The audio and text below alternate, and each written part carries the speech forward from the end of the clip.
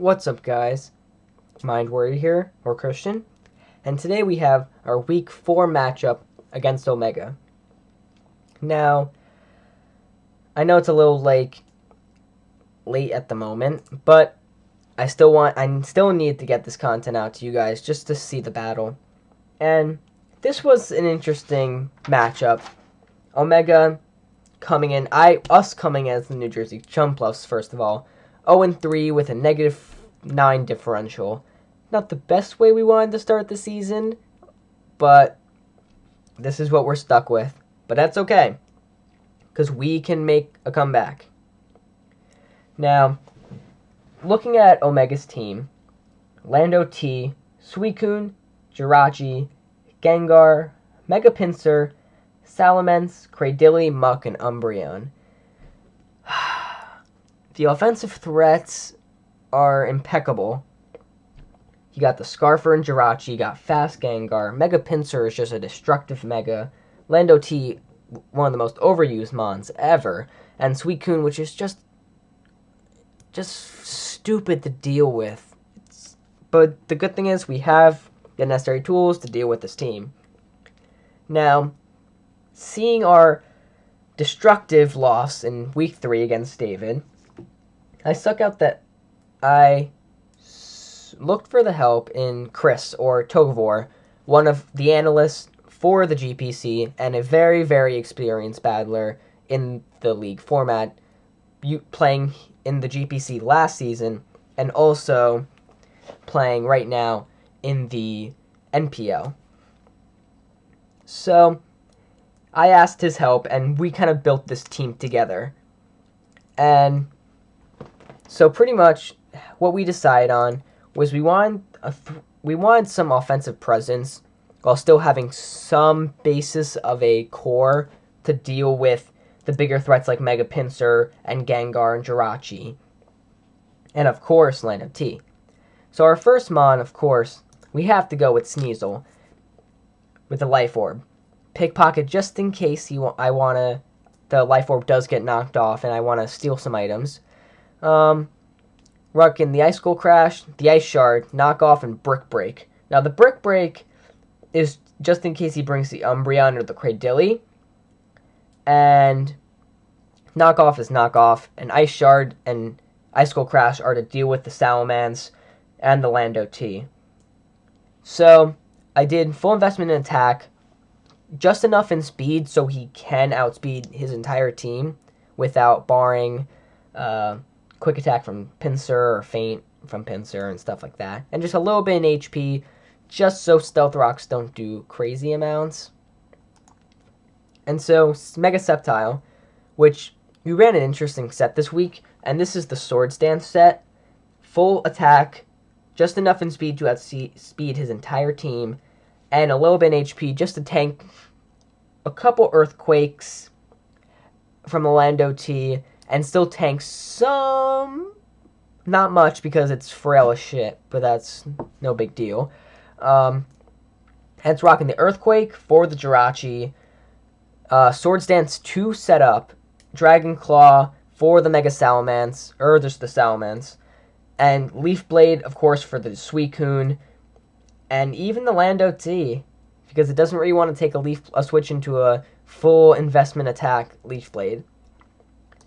Then we got Porygon, rocking the Dark Pulse, Ice Beam, Tri-Attack, and I believe, sorry for this, I was running Hidden Power. I want to say it was Hidden Power Electric on this thing, but I do not recall because, again, I had done the battle already. So I feel like this had to be either Hidden Power. I think this was Hidden Power Ground to take on the Jirachi. And that was like the main thing. But I had Dark Pulse. So, anyway, Special Scarf, the normal set. Max speed with Timid. Max special attack. So, it's kind of standard with adaptability. Now we're rocking Thundurus with the Expert Belt. Rocking full attacks this time. Focus Blast, Knockoff, Thunderbolt, and Hidden Power Ice. Now, of course, Focus Blast to do actually some damage on the Jirachi and on the Cradilly and the Umbreon if he chooses to bring, which I don't feel like he's going to bring Cradilly, Muck, or Umbreon. I feel it's going to stick to those core 6 Mons, the Lando T, the Suicune, Jirachi, Gengar, Mega Pinsir, and Salamence. That's just what I think, and I assume he's going to bring those because those are his best Mons. And although it's not much variety, it's still hard to stop him and prep for it. So Hidden Power Ice, of course, for the Lando and the Salamence and the Mega Pinsir. Thunderbolt just hurts everything on his team. He doesn't have, the only ground type he does have is Lando. So a Thunderbolt from a max special attack, Thundurus is gonna hurt. Then we got Arresto Chesto Set Swampert, rocking the Rest Stealth Rocks as our rocker this week. Roar and Rock Slide. Rock Slide just to handle the Mega Pinsir and the Salamence, just to do some damage, and Roar just in case he wants to get cheeky and set up, roar him out, and still take some Stealth Rock damage. Now this is pretty much our physical tank, rocking 248 with Impish Nature and defense, 240 in HP, and a little bit in special attack just to take some hits. And then finally Cofagrigus, leftovers. He is another physical wall. We didn't really have a special wall because there's really no special attacker except for Gengar, but Porygon Z kind of takes care of Gengar easily. So full defense, full HP, and a little bit in attack for the knockoff with the Relaxed Nature. With Willow, knockoff Shadow Ball and Haze. Haze just in case he wants to set up with Mega Pinsir or Salamence. And Willow just to cripple anything on his team because he doesn't have any fire types either. So Willow's just going to hit anything. And it's going to wither down, especially the Pinsir and the Salamence. And even the Jirachi too. And Shadow Ball just have Stab just to take on Jirachi and Gengar. So that's the team this week. We're going to do it this week. We're going to get that first win and that necessary win. So I will see you guys after the battle. And we're back after the battle. And I'm just going to, of course, as usual, just talk you through the battle. Just to show you my mindset and just to show you how the battle actually came out. So first play of the game, I lead off with the Swampert just to get up rocks. Now, when I played Chris as just a sample match after building the team, he built a sample team as well, just to test out. And the first thing that he did, because I did the same lead, and he used something that I forgot Jirachi got, and it was Grass Knot, which of course one-shot Swampert easily. Now, my mindset with here was just get up Stealth Rocks. He's probably going to be Scarfed. He's probably not going to use Grass Knot, knowing Chris is a very experienced battler, and maybe he, not saying anything against Omega, he might have not thought to put Grass Knot on and maybe made a full physically attack. But of course, as usual, I'm wrong, and he one-shots me with a crit. Crit didn't matter with Grass Knot. My next bet is of course Mega Sceptile. Now thinking that he's either going to get scared by this thing and switch out, or he's going to be scarfed in to Grass Knot and not want to stay in, he's going to switch out. So my mindset here, Mega Evolve, get up the Swords Dance, and sweep his team. But of course, he's not scarfed, he's Expert Belt. And I get Ice Punch and just destroyed. This was the play of the game. Because in 2 turns, he has 2 one-hit KOs with the Jirachi. 2 big, important players or Pokemon on the team, gone. That was stupid on me. I was running Earthquake. I most likely could have one-shot with Earthquake after the Mega Evolution. That was totally my fault, and I was stupid for it. But now I go into the Thundurus. Now remember, Thundurus does have a little bulk in it in this set. And so I go for the knockoff, knowing that's going to most likely kill this thing. But it doesn't. I find out he's Expert Belt, and he gets a crit with Ice Punch. Now, Ice Punch, although most likely wouldn't have killed, I didn't calc it out, because I didn't know Omega spread, but that crit pretty much won him this match, and would be hard for me to climb back to win this thing. With 2 of my biggest offensive threats gone, and with, of course, Thunderous dying to the crit, which most likely a Thunderbolt or a knockoff would have taken this Jirachi out after, because I did outspeed. So now Thunderous is gone, and I'm out of ideas. I have to just fire off a Dark Pulse, and for some reason, he switches in the Gengar and takes the Dark Pulse, which I didn't understand that play. Now, my best bet here was switching to the Cofagrigus, because now the two threats I need to take down this Suicune are gone. The Mega Grass type and the Electric type.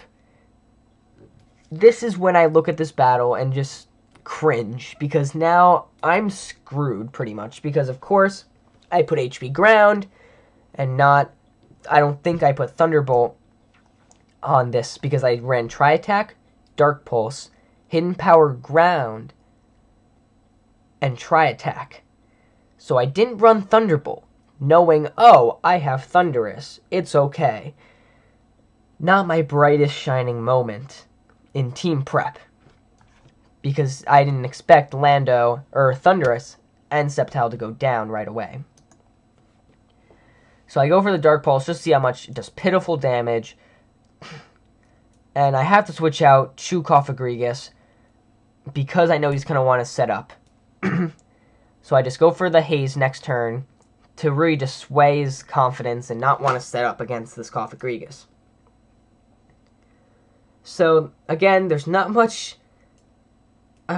he wants to do here, or I want to do. So I go for the knockoff just to at least, and he has a Rindo Berry just to take off whatever item he was carrying. And he goes into the Lando. Now, I believe I went for the Willow here, but I go for the Haze, actually. Now, I don't like taking that knockoff, but I still live it. At least his ability is gone. But I go for the Willow just to cripple this thing at this point now. And he switches into the Gengar, sacking this thing off. But I go for the Shadow Ball, taking it out. So that's one kill for Cofagrigus. And now he Thunder Waves me, interestingly enough, when I'm already slow as hell. But I do get the Shadow Ball off, and I knock it out. That's 2 kills for Cofagrigus. But he switches in the Salamence. And of course, because he's not specially invested, this could get interesting fast. But I do burn the Salamence, which is the good thing. But of course, Dragon Pulse does take me out. He seems to be a special variant. I didn't ask after the match. But seeing this, he seems to be special. So I do send in the Porygon Z because I know he can outspeed. But of course, goes into Suicune, predicting this. And now I'm upset that I didn't carry the Thunderbolt, because that could have won me this game. Now, of course, I send Sneasel because the physical attack, that's all I can really do at this point.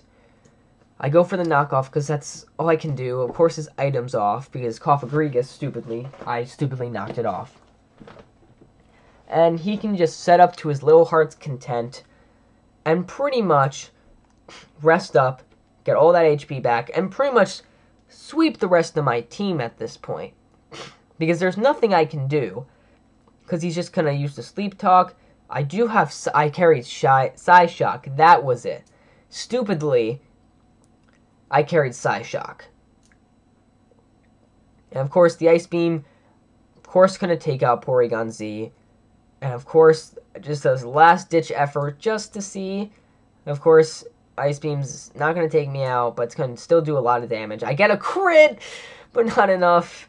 And he gets a crit of his own, and I lose.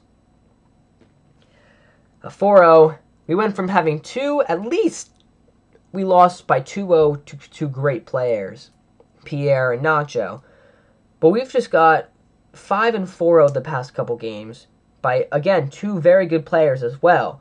But it's just been heartbreaking because I especially prepared for this match very well. More than any match so far, I believe. I think my match against Nacho and Pierre, I did a little more because I've had more time. But it just wasn't a good matchup. It was those first 3 turns were pretty much set me up about how the match was going to go. At least Cofagrigus got 2 kills, so it wasn't a pitiful 6-0, because a promise I made, I will not get 6-0 this season. I promise. the viewers, you as the viewers, and the people in this league, I will not get 6-0 this year. That's a promise. Even though I am 0-4 with, I believe, at this point, a negative 13 differential, I'm not going to get 6-0, and I'm going to keep winning, because at this point, I'm out of the playoffs. I'm sorry to admit, I'm out of the playoffs at this point, because with Omega, Pierre, with Nacho leading the charge, under Pierre, David, and Omega under him, there's no way I'm making the playoffs this year. And Jesse also ahead of me. There's nothing I can do.